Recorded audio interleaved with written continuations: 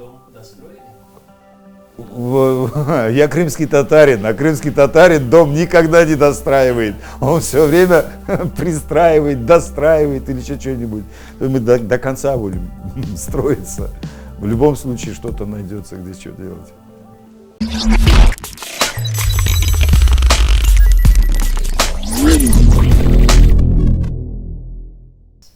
Я Асан Белялов, крымский татарин. Служу в Крымско-Татарском академическом музыкально-драматическом театре. Мне 50 лет. Живу в Крыму, в городе Ахмечете, в скобочках Симферополь. Я родился в интернациональной семье, да, у меня мама русская, но я жил и пока жив, и пока живу, я крымский татарин. Отец был и моряком, учился на капитана дальнего плавания, он был завхозом, он был проректором по хозчасти, тоже хозяйственник, он был электриком, был главным энергетиком на подстанциях в Учкудуке. Делал все, чем можно прокормить семью. А мама, она по жизни музыкант, концертмейстер, она пианистка, и она, вот, работая в музыкальной школе, она аккомпанировала детям. Она отразилась на языке, она отразилась на мировосприятии, она отразилась на ментальности, одним словом, если сказать. У меня есть родной брат, Сейран, он долго живет в России, я жил в Узбекистане, и как-то был момент, где-то лет 7 тому назад, Сейран, когда первый раз приехал в Крым, он живет на Сахалине. Я работал в ресторане Али-Баба тогда, когда там побыли уже весь вечер. И девчонок-официант так спрашивают, что девчонки, как на брата? Асанага, говорит, конкретно, вы, говорит, так похожи, говорит, вы прям вот отвернись, вот прям попутать можно. Но, говорит, все-таки отличие есть. Я говорю, какое? Вот он, говорит, у вас, говорит, чистый сибирский казак, а вы, говорит, чистый узбекский бабай. То есть у меня даже вот, как бы сказать, я все время считал, что я разговариваю на русском языке очень чисто, грамотно и правильно. Но когда я первый раз посмотрел свое интервью по телевизору, я понял, что я разговариваю с чудовищным азиатским акцентом. Любовью. Только любовью. Больше ничем. Здесь... Ой, как бы это сказать, вот в исламе есть, да, что дети, у нас все идет по отцу. Мои дети такие же крымские татары, как и я. Попробуйте моим детям сейчас сказать, что они не крымские татары. Вы для них станете, ну, не врагом, но человеком, от которого надо отстраниться, если вы скажете, что они не крымские татары. Но тем не менее они осознают свою принадлежность и к другой национальности. Тем не менее, они вышли обе за крымских татар. В 1994 году вернулся в Крым, и на тот момент, не имея украинского гражданства, я не мог нигде устроиться по специальности. Вообще, многие так говорят, я сам иногда считаю так, что во мне погиб учитель. Особенно сейчас, с годами это начинаешь понимать. Вот. И так, в силу разных причин я не смог устроиться в школу. Моя первая профессия преподаватель истории. Не смог устроиться в школу, и я прошел практически все этапы, которые прошел любой крымско-татарский мужчина, женщина, любой крымский татарин, вернувшийся в Крым, имея красные дипломы, зеленые дипломы о высшем образовании. То есть, не имея возможности работать по диплому, прошли и через рынок, и через... я не знаю, через стройку. У меня, например, за плечами есть несколько домов, которые я строил сначала как каменщик, просто как штукатур. Потом, когда у меня своя бригада была, у нас 4 человек было, я как бы бригадиром, что ли, был там. То есть и это прошел. В 96-м году я начал петь в ресторане, и вот так и пошло. Плох тот солдат, который не хочет стать генералом. Вот, это один из принципов, которыми я все-таки продолжаю еще руководствоваться. Я не думаю, что 50 лет это предел. Надо дальше расти. Зачем останавливаться на том, что достигнуто? Работая в ресторане или работая сейчас даже в театре, вот, например, сейчас с оркестром мы приготовили новую программу, эстрадную программу, и есть несколько песен, которые я просто отдал молодым актерам, молодым певцам, молодым вокалистам. Почему мне спрашивают, а зачем ты отдал отрепетированные песни, ты уже с ними какая-то самая. А здесь маленький такой нюансик есть. Отдавая то, что я уже знаю, я создаю себе прецедент к тому, чтобы учить что-то новое. Это, во-первых. Во-вторых, когда отдаешь и когда начинают молодые петь, и неплохо петь, я это называю наступление на пятки. А когда на пятки наступает, всегда хочется идти вперед. Асан Белялов 50 лет стал более консервативно, национал-патриотичнее, может быть. Ну, мне, во всяком случае, хотелось бы так думать. Да, есть очень много, очень много. Я пытался от них избавиться. От одной избавляюсь уже около 30 лет, например, сигареты. Очень многие говорят, Асан, говорит, как ты поешь, говорит, ты куришь как паровоз. Ну вот такая вредная привычка. Есть еще одна вредная привычка. Я стесняюсь, конечно, на камеру сказать. Я скажу потихоря.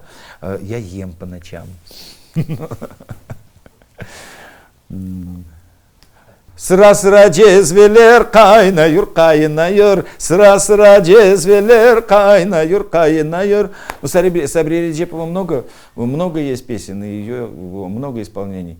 И песен, и ее исполнений. Ну вот мне интереснее те песни, которые не поются, которые очень редко поются. Одна из таких песен, вот последняя, то, что я за последние 1,5-2 года сделал, песня «Ахламада Сары Келян». Вот она, я еще помню, когда ребенком был, Исмет Эштем на гитаре ее наигрывал. Больше я исполнения этой песни не слышал.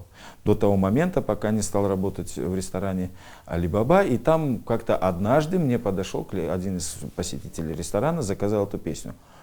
Я ее и не знал. И вот так вот у меня получилось, что вот я ее нашел в исполнении этой песни, постарался списать, постарался ее выучить. И вот сейчас я ее хожу, пою.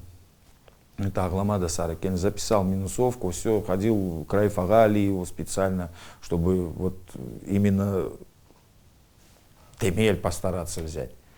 На мой взгляд, я еще раз подчеркиваю, что это на мой только взгляд. Почему? Потому что нас много, и людей, которые работают в сфере культуры, у каждого есть свое мнение на этот счет. Но мне кажется, что крымско-татарская культура пока все-таки еще находится, к сожалению, в периоде стагнации. Есть какие-то яркие протуберанцы, которые вот как на солнце, раз вспышка, раз вспышка, раз вспышка. Ну, общего такого горения, постоянного горения, к сожалению, нету.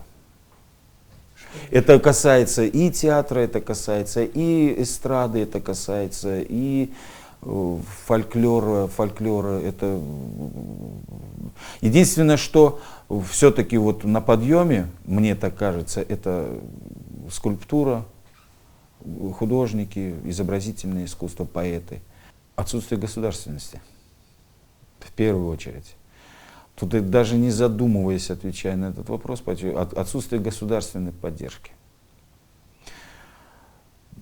Отсутствие навязываемости крымско-татарской культуры крымскими татарами, крымским татарам. Возьмем, например, сферу моей деятельности. Очень много появляется песен, где вроде бы поют на крымско-татарском языке, но музыка, закрыв глаза и убрав текст, скажешь румынская, например, или кавказская, армяно-азербайджанская, или еще какие-то. Или это раз. Есть другие моменты. Очень многие масс-медиа крымско-татарские не обращают внимания на тексты, на тексты, которые произносятся, на манеру подачи этого текста. Вот, например, у Джемиля Карикова я вот замечательно прекрасную вещь взял. Очень ответственно подходить к тексту при исполнении, особенно фольклорных вещей. Вот Джемиль ага вот конкретно поставил вот на то, что Асан, ты должен понимать о том, о чем ты поешь. Не просто понимать, а еще и подавать его правильно. Далеко не надо ходить, очень часто у нас начали звучать песни молодых исполнителей, которые неответственно подходят, и педагоги у них не подходят ответственно к исполнению, и сами исполнители не подходят к этому ответственно. Почему? Потому что, например, такое создается впечатление, что вроде бы поет на крымско-татарском языке, но в то же время поет как представитель другой национальности, изучивший крымско-татарский язык. Мне хотелось бы, чтобы крымско-татарский театр был более крымско-татарским. Мне не хотелось бы, чтобы с крымско-татарского театра уходили крымские татары, профессионалы, как это недавно произошло. Мне не хотелось бы, чтобы крымско-татарский театр, в принципе, сейчас этого нету, но, тем не менее, в будущем ли это как бы посыл на будущее, мне не хотелось бы, чтобы крымско-татарский театр пропагандировал не крымско-татарскую драматургию, не крымско-татарский язык, не крымско-татарскую культуру. Можно применить знаменитую басню Крылова «Лебедь, рак и щука», которые тянут один воз в разные стороны. Если проводить аллегорию с этой басней, кто должен тянуть телегу? Лошадь, предназначенная для этого, или же лебедь, который собирается летать. Причина не только уже для театра, это то, что много молодежи нашей перестают ощущать себя крымскими татарами. Да, они не так прям совсем, я сейчас вот буду говорить, такой, молодежь на меня сейчас окрысится, скажет: Асан ага, ты что-то, да ты не прав. Нет, много у нас ребят, девчонок, которые готовы работать на стезе, на этой стезе, которые готовы вкладывать в себя силы в крымско-татарскую культуру. Но не все получается. Это во-первых. И во-вторых, я крымский татарин 50/50. Вот сама фраза, само ощущение, что я крымский татарин, в первую очередь, 50/50 происходит. У многой молодежи, вот, к сожалению, это есть, это присутствует. Крымско-татарские свадьбы, опять-таки, делятся на несколько категорий. Есть свадьбы, которые, например, заказывая меня как певца, как артиста на свадьбу, мне сразу той сабасы говорит: Асан ага, я знаю, что вы поете национальные вещи, пожалуйста, побольше национального. Я начинаю говорить: ну вот, например, быстрых, там, веселых песен. Он говорит: нет, разницы нет. Нам, говорит, нужно не обязательно веселые, не обязательно. Нам нужно, чтобы звучали крымско-татарские. Есть такие. И, альхамдулилля, это уже все больше и больше по сравнению с предыдущими годами. Но есть все-таки такие свадьбы, где фарк йог. Ты хоть на каком приди пой, на новозеландском приди спой. Главное, чтобы было, чтобы пришел Асан Белялов. Есть и такое тоже.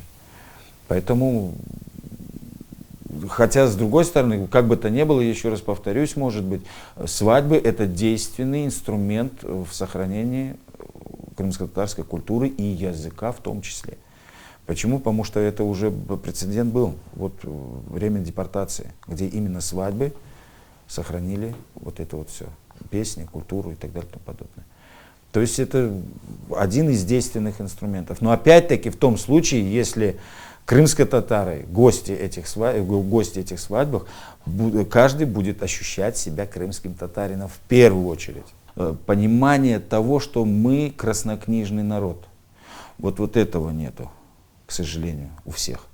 То есть, например, если человек понимает, что его народ ассимилируется, его народ исчезает, и он, понимая это, заходя к себе во двор, например, заходит не к себе домой, там, на улицу Маяковского, 10, а заходит в свое крымское ханство, крымско-татарское ханство. Вот если каждый будет заходить к себе домой так, причем страшно не то, что вот поколение, например, 30-летних, 50-летних, но поколение тех, кто сейчас себя вправе называть стариками, аксакалами, и они тоже, у них тоже этот хабат есть.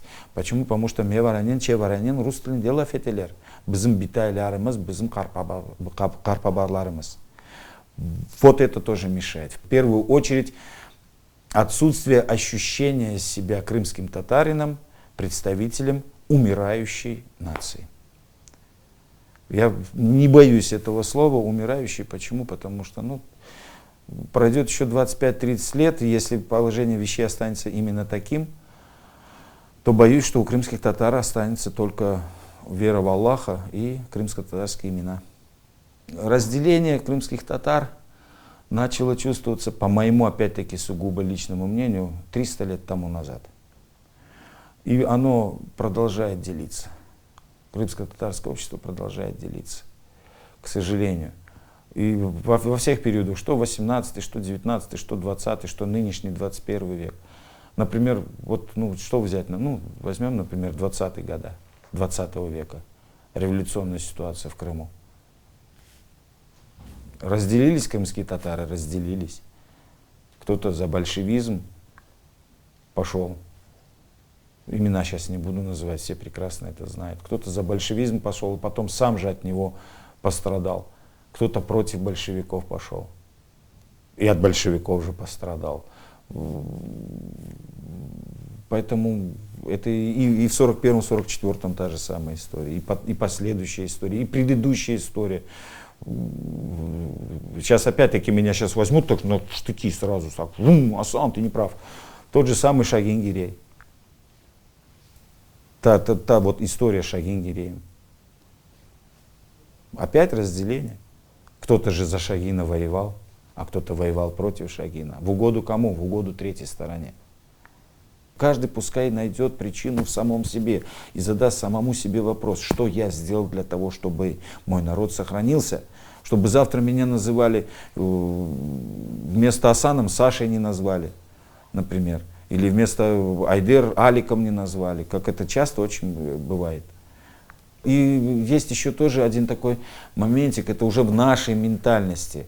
Я понимаю, что это хорошо, я понимаю, что это мы толерантные, вот это наша супертолерантность нас иногда губит.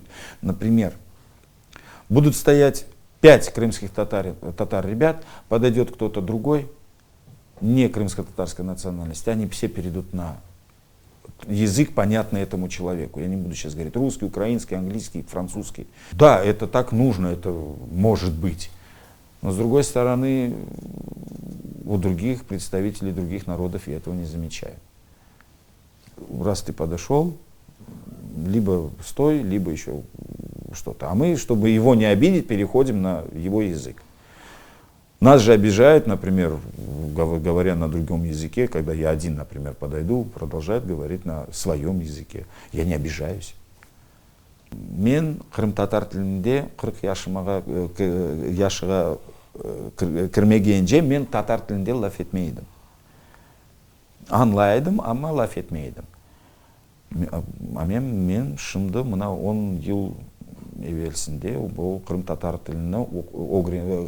тілінде лаф етмеге огрендім ве лаф етем.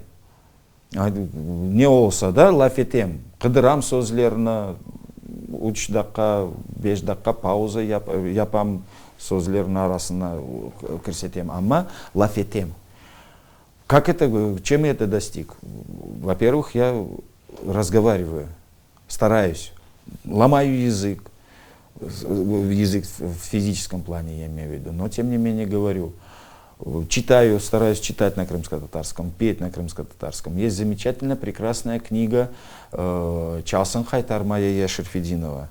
Там не надо иметь учебник по филологии, можно спокойно выучить язык по этой книге. Там крымско-татарская песня, старенькая, и дословный построчный перевод на русский язык.